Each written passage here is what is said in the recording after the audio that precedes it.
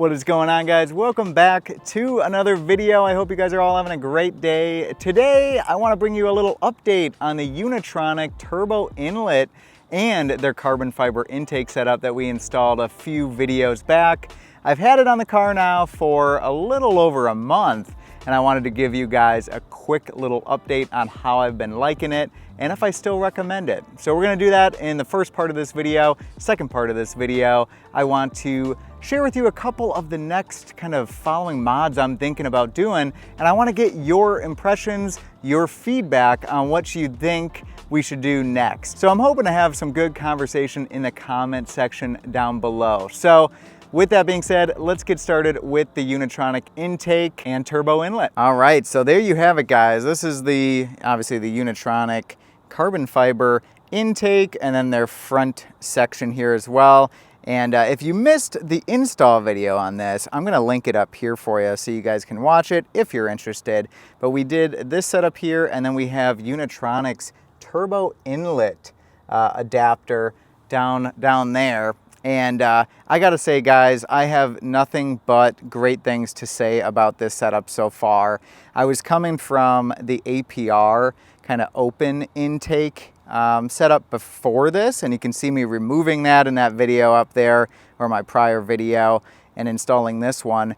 I thought that this intake was gonna be significantly quieter than that setup, but it's really not, which is awesome. It is a little bit quieter, but it has, I think, more depth of sound to it. It feels like there's like a refined sound that comes from this setup.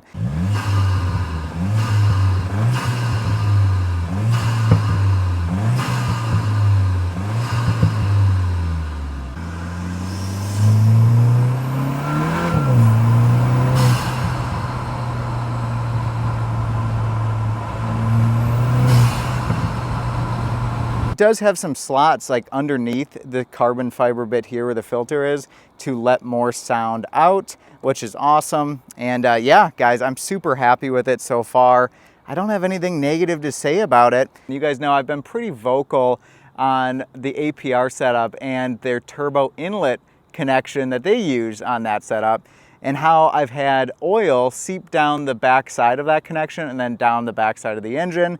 And it seems like a lot of people have had that issue, and it's not just me, you know? So it's kind of the design that they've chosen for that setup. It doesn't seem to secure the tube to the inlet connection and then that inlet connection to the turbo like well enough to keep the oil from leaking from that point. Which there's gonna be oil in there because that's how the PCV system works for these Mk8s, for the GTIs in general, is that there will be some oil that kind of comes through there, and instead of leaking down the backside of the engine, you know, it goes through that turbo there and unfortunately probably sits in the intercooler, which is not great either. However, I feel like I just didn't want it leaking down the backside of the engine. So I'm happy to report that after a month of having this on the car, doing a road trip with this to Eurofest in North Carolina, there is no oil vapor surrounding the backside of that turbo inlet. There's no leaking oil at all. And I think it just comes down to the really tight tolerances that Unitronic has on that turbo inlet, as well as being able to cinch down that silicone tube, the intake tube, onto that inlet with a nice clamp, and that silicone really bites on there. So far so good. If anything, it's totally fixed that problem for me. All in all, I've been loving the intake setup. I have no complaints about it, guys. It has good pickup on the low end and on the top end, and I just feel like since we're tuned, you know, we're running their Stage 1 Plus tune, I'm running their Uniflex setup, so I'm often running E85 or around E70. I think it all just kind of complements together, right? I mean, they're testing all these files and tunes and whatever with their own equipment, with their own intakes and things, their intercooler, so I think it's just nice to have that full kind of package deal when you're looking to tune the car. So anyways, I love it. I've had no complaints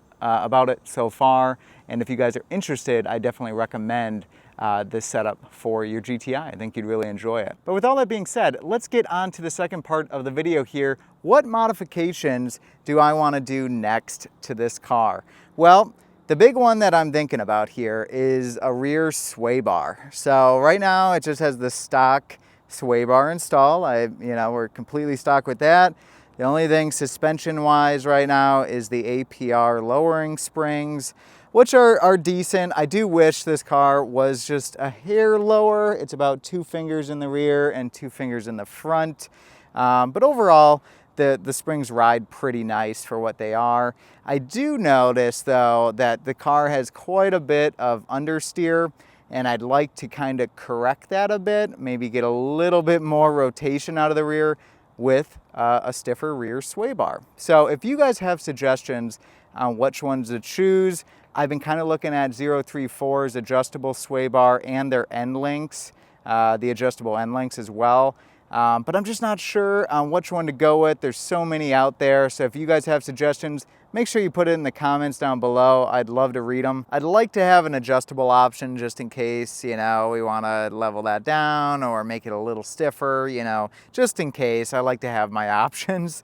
But yeah, I think the rear sway is going to be definitely one of the next modifications we do to this thing. The other thing would just be some spacers. I actually want to get these wheels and tires out just a little bit. You can see from the top section here that we have we have a little bit of room to work. I don't want the wheel to be too far out, I don't want that kind of look going on, but because these tires, these are, I guess I should first say, these are the APR A02 in a 19-inch rim, and I believe they're 9 inches wide or 9.5. I'll have to put it up here. I'll put it in a text of what they actually are. But I believe then going with the size that I did on this, there's like a slight stretch to the wheel. I would think it would look a little better if it was more, I guess, straight up and down here. There was just a little bit more bulge to the sidewall, and it might help to fill it out. So I'm looking to bring them out a little bit. I was measuring with some calipers here to see how accurate I could get this, and I think I would do a 5mm in the front and maybe an 8mm in the rear. That would bring the offset, I guess, to like 40 on these because they're a 45, from APR. And then I guess that'd be 38 in the back, but that might be a little too aggressive. I might just do like 3mm and 5mm, but I know 3mm, I mean, you're pretty much not gonna see, I don't think you'd see very much, maybe just a little bit. You can kind of see how the tire kind of shoots in like that. It's not too bad, but I think it would give it a little bit maybe lower of a presence on the road. If I had my choice to do it again, I wish these springs were like an inch lower. I think that would be perfect for me. However, I have this rolled curb driveway at home, so it makes it a little difficult for that. The only other thing I'm thinking about is a front splitter or front lip as well. I think it would look awesome on the car. My only concern is my driveway. So if I can figure out that situation, I think we'll end up doing one. I'll have to get one. Hopefully that's pretty durable. We'll see how that goes. I like the Maxton design setups there, but I hear that they might not be the most durable. But I guess if you hit any splitter hard enough, it's probably gonna crack. So let me know your thoughts on that as well. But mainly we're looking at, in kind of the upcoming videos here, is probably a rear sway bar and some spacers. I think that's gonna be the next couple modifications we do to this car. However, I do get quite a few questions, especially as of late, to see if we're gonna stick around with the Stage 1 Plus file on Unitronic, or if we're gonna go to Stage 2 or Stage 3.